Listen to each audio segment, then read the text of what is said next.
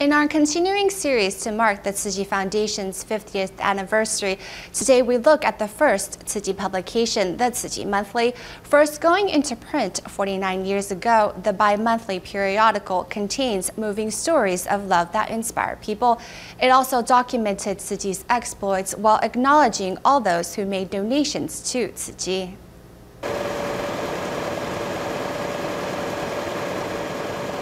A full-color periodical that has been published for nearly 50 years, the Tzu Chi Monthly contains stories that embody life's goodness and beauty while documenting the charity's footprint. This report was written by me. Let's see, this alone was 27 pages.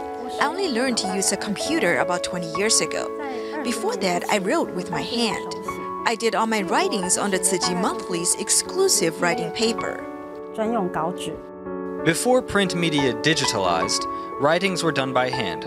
Finished work was then sent to a printing shop to be printed. A retired teacher, Chen Meiyi, bore witness to the whole process. In May of 1988, I wrote the special column for the 259th issue. It was my first and covered a special topic.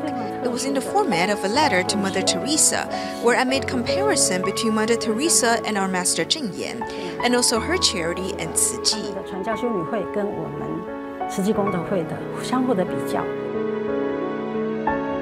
And that was just the beginning for Chen.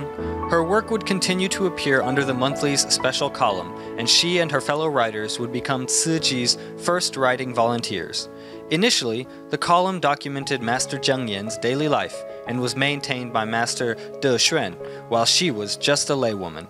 As I spent some 20 years growing up in Taipei, everything was new and interesting to me living at the abode. As our Dharma masters went to bed early to get up early, I just sort of stayed up and began writing down what I saw. Then the Dharma master showed my work to Master Cheng Yen. After the master read it, she said we should publish it in the Tzu Chi Monthly. Back then, Master De Xuan used a pen name and presented her work in the form of a serial novel. Even today, the master's footprint is still the signature of the periodical. Master Cheng Yen fully discloses her itinerary and any person she has a meeting with to her supporters, so they may know what she is up to and come to identify with her. At the same time, this shows her commitment to public service. Originally working in the media industry, it was Chen Zhenru who gave birth to the bi-monthly Tzu Chi publication. It was back in 1967. We talked to Master Cheng Yen about creating a periodical to spread the Dharma and recruit more volunteers to do good deeds. On July 20th, 1967, the magazine was first printed. A new issue would come out on the 5th and the 20th of every month. Besides the stories of love and goodness, it also played the vital role of accrediting. 会员偌济，就名甲姓互出来，捐偌济哈，5块啦、10块啦，就是安尼名安尼排做就是安尼开始嘛。这就是表示咱诸善工作呢，就是爱做到点滴不漏。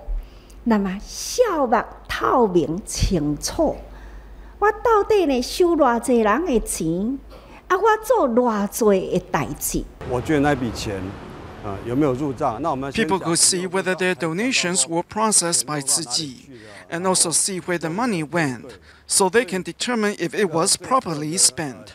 By acknowledging the donors' donations, I believe that's the first step to financial transparency for an NGO.